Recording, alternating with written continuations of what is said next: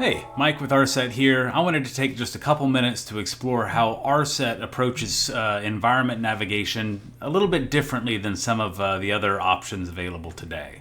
So what I've got pulled up here is Matterport's website, and we've got their sample 3D space loaded. So we're going to get this fired up and see what it takes to navigate a Matterport environment. So you'll notice on the floor here these little circles that I can click near or on, and my viewpoint kind of morphs to these circles. These are the only viewpoints in a Matterport environment that you can actually stand and look around in. So you can probably hear my mouse button clicking in the background. I'm clicking and dragging to look around these environments, and I am completely constrained to standing on these spots. Now these circles correspond to where the scanner was physically placed during the capture of these environments.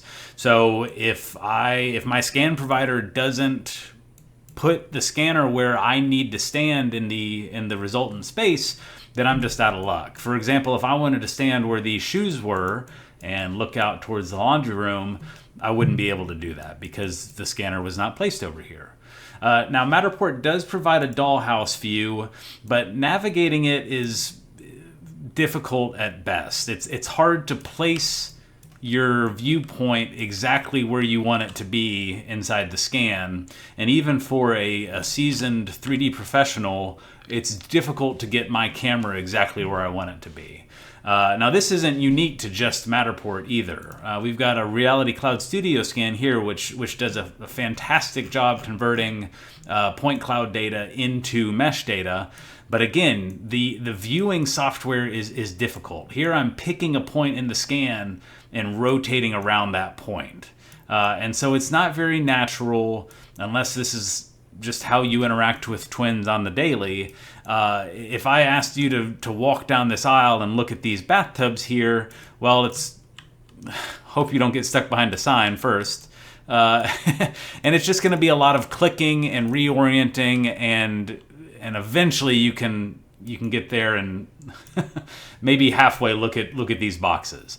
So my point is unless you're a seasoned 3D professional, the concept of navigating these scans kind of leaves novices in the dust. We don't approach the consumption of these digital twins in a very user-friendly or beginner-friendly manner.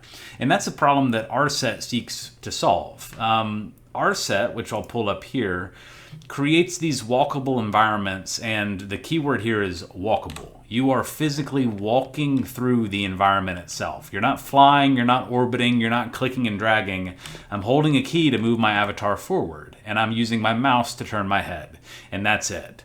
If you can do that, or if you know how to use a Xbox controller, it is extraordinarily simple to control this avatar around and look at the environment, jump, crouch, whatever, and really interact with your data like you would if you were there in real life. And that's the whole goal, is to transport our users to their spaces without them having to physically be there. It enables discussion, it enables training, it enables visualization, and it can all be done from the convenience of your desk. So I hope that sheds some light on how RSET's approach to navigation inside of a digital twin or inside a 3D scan kind of differs from some of the other options out there.